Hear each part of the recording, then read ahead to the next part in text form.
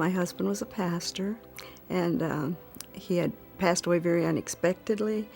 We had come in from service that evening. It was a Sunday evening. Had come in from service, had gone to bed. We're just laying there talking, and his head fell over on my pillow. He went from talking to not talking. Suddenly, at that moment, my whole world turned upside down. And from that point on, I was trying to find the reset button. And at the same time, they were in the process of building the Widows Ministry Center here. So when I heard of that and the door opened to come here, what a difference this has made. Because the night he passed away, I remember the next morning standing at the foot of the bed. And as I was standing at the foot of the bed, I felt exactly like we hear people say all the time, you feel as though you're half of a person. And I literally felt as though I was half of a person. Where do I go? Who am I? I lost my friends. I lost my husband. I lost my income, lost my home, lost everything in that one moment. And suddenly, almost in a moment's time, with one phone call, God put it all back together. What a difference it's made. What a difference it's made. What a difference he makes in my life. He's certainly given me purpose and fulfillment beyond what I would ever have ever dreamed. He's faithful. The thing that I've learned in my journey is the faithfulness of God. If I can pass anything on to a widow, that God is faithful. Well, as I began to get in the Word, and I realized God has a purpose for our life, and He had a purpose for me individually. And as I began to look for what my purpose was and find that purpose, oh my goodness, what a difference! And throughout the Word, we see that He will empower us. And by my nature, I am a connector, finding people to connect people with people, and that's who I am, to try to find someone in need, and how can I minister to them? How can I help someone else find them? So that's exactly what I'm doing, and in the process of doing that, it certainly has brought fulfillment to me, and it's empowered me in so many ways, so many different ways. New ministry opportunities. I suppose the mentoring is something that has just come alive in me just the last 6 weeks. A couple of experiences I've had with some young women. I was having dinner with a young woman just recently, several ladies, but a couple of young women in the group. And she asked how long I was married, and I said 43 years. And she said, how do you stay married 43 years? Obviously, I was as shocked at her question as she was that I had been married 43 years. And at that moment, my heart just leaped within me to think many of these young women cannot relate to that. And she said, you don't understand, Doreen, my generation, we can't believe that a relationship can last a lifetime. And I just thought, how sad. My heart just ached for her. And then just this week, while having my hair done, the young girl that was my beautician just said, just share with me. And just in the matter of conversation, I was just sharing in my life and issues and God's faithfulness. And He's proven Himself through the years.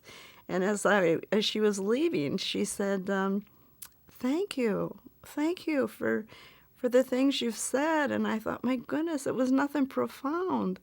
But I just see that younger women want to hear what older women have to say. If it's worked for us this long and we've proven God, apparently our generation is now ready to listen. They find it hasn't worked. All the liberties and extremes are not working. And I think, God, help us widows to be alert and grab hold of that hour that we have. So I suppose that's probably my latest revelation and why God left me.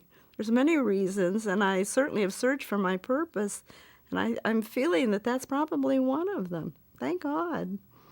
And just, and then of course with my thoughts too, as far as the scripture making reference to the widow's heart singing, I love to find a widow that is walking in discouragement and just find ways to help her find fulfillment, and then to step back and see that fulfillment just written all over her face. So there's two tracks running. There's a place for us with younger women, but there's also a place for us yet with the older women. So what a time to be living. And my living is not in vain, and I see my widowhood is not in vain. Thank God for that. I'm finding such fulfillment in that in my own life. Since widowhood, what God has done for me since widowhood, as I look back, as I reflect back, thinking of the moment that I stood at the foot of the bed when my husband passed away and suddenly realized I have no home, I'm leaving family, I'm leaving friends, I'm leaving income, I'm leaving my identity. Suddenly, I'm no one, I'm no longer that pastor's wife that I thoroughly enjoyed being a support system to. And it's like, where do I go from here? I absolutely felt just devastated, but it was for a moment. Suddenly the peace of the Lord just flooded me. Not that I didn't have those thoughts, wondering, putting the pieces together, but the devastation, those moments of devastation. And I thought, Lord, my trust has been you all of these years, and you're not going to forsake me now. And a peace literally flooded my soul. I thought, God, you are so faithful. And I thought, I lost my traveling companion, but I realized I did not lose my guide. He's faithful, and he will always be there with me. And the hope and the fulfillment that I feel is beyond words. I could not even put into words the fulfillment that I feel. And the purpose, oh my goodness. Purpose, things that I had no idea were going to be traveling. God has opened doors for me. Hidden things that were a part of my desires for life. Travel. That was one thing we looked forward to in our retirement, was traveling.